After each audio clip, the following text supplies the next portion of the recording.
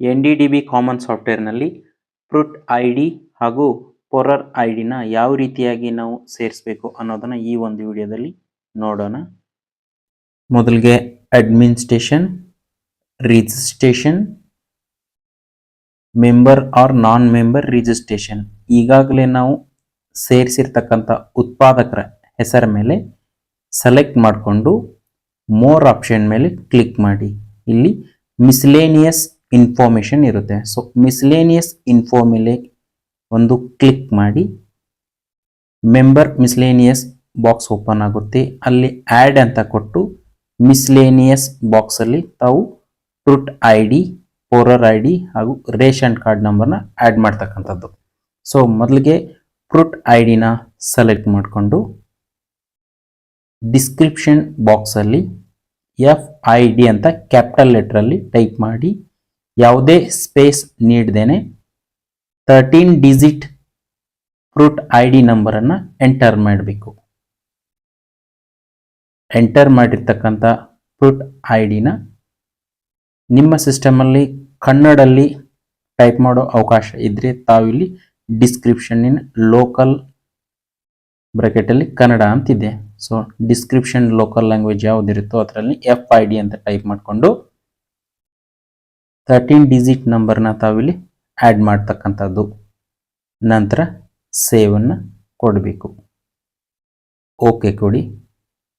ನಂತರ ಅದೇ ರೀತಿಯಾಗಿ ಆ್ಯಡ್ ಮೇಲೆ ಕ್ಲಿಕ್ ಮಾಡಿ ಪೊರರ್ IDನ ಸೆಲೆಕ್ಟ್ ಮಾಡಿಕೊಂಡು ನಂತರ ಡಿಸ್ಕ್ರಿಪ್ಷನ್ನಲ್ಲಿ ಕ್ಷೀರಸಿರಿ ಪೋರ್ಟಲ್ನಲ್ಲಿ ಎಂಟರ್ ಆಗಿರ್ತಕ್ಕಂಥ ಉತ್ಪಾದಕನ 11 ಡಿಜಿಟ್ ಪೊರರ್ IDನ ಎಂಟರ್ ಮಾಡಬೇಕು. ನಂತರ ಸೇವ್ ಅಂತ ನೀಡ್ತಕ್ಕಂಥದ್ದು.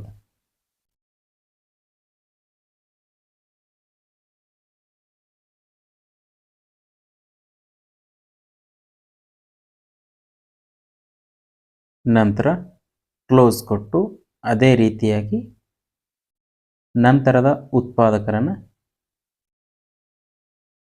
ಸೆಲೆಕ್ಟ್ ಮಾಡಿಕೊಂಡು ಮಿಸ್ಲೇನಿಯಸ್ ಇನ್ಫೋಗೆ ಹೋಗಿ 1 by 1 ಎಲ್ಲ ಉತ್ಪಾದಕರನ್ನ ಆ್ಯಡ್ ಮಾಡ್ಕೊಳ್ತಕ್ಕಂಥದ್ದು. ಆದರೆ ಆ್ಯಡ್ ಮಾಡ್ತಕ್ಕಂಥ ಸಂದರ್ಭದಲ್ಲಿ ಕೆಲವೊಂದು ಅಂಶಗಳನ್ನ ಕಟ್ಟುನಿಟ್ಟಾಗಿ ತಾವಿಲ್ಲಿ ಪಾಲಿಸಲೇಬೇಕಾಗ್ತದೆ. ಮೊದಲನೇದು, ಯಾವುದೇ ಕಾರಣಕ್ಕೂ ಡಿಸ್ಕ್ರಿಪ್ಷನ್ ಬಾಕ್ಸ್ ಎಂಟಿ ಅಂದರೆ ಖಾಲಿ ಸೇವ್ ಮಾಡಬಾರ್ದು. ಇನ್ ಕೇಸ್ ಎಂಟಿ ಆಗಿ ಅಥವಾ ಯಾವುದೇ ನಂಬರ್ನ ಎಂಟರ್ ಮಾಡ್ದೇ ತಾವೇನಾದರೂ ಎಂಟರ್ ಮಾಡಿದರೆ ಡಿಲೀಟ್ ಮಾಡೋಕ್ಕಾಗಲ್ಲ. ಇನ್ ಕೇಸ್ FID ಅಥವಾ ಪೊರರ್ ID ರಾಂಗ್ ಎಂಟರ್ ಮಾಡಿದರೆ ತಾವು ಎಂಟರ್ ಮಾಡಿರ್ತಕ್ಕಂಥ ಪೊರರ್ ID ಅಥವಾ ಫ್ರೂಟ್ IDನ ಸೆಲೆಕ್ಟ್ ಮಾಡಿ ಡಿಲೀಟ್ ಮಾಡ್ಕೊಳ್ಬಹುದು.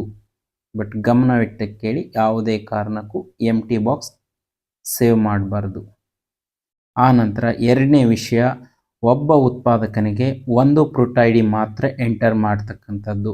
ಇನ್ ಕೇಸ್ 2 ಫ್ರೂಟ್ ID ಏನಾದರೂ ಬೈ ಮಿಸ್ಟೇಕ್ ಆಗಿ ತಾವು ಆ್ಯಡ್ ಮಾಡಿದಲ್ಲಿ 2 ಫ್ರೂಟ್ IDಗಳು ಬ್ಲಾಕ್ ಆಗ್ತವೆ.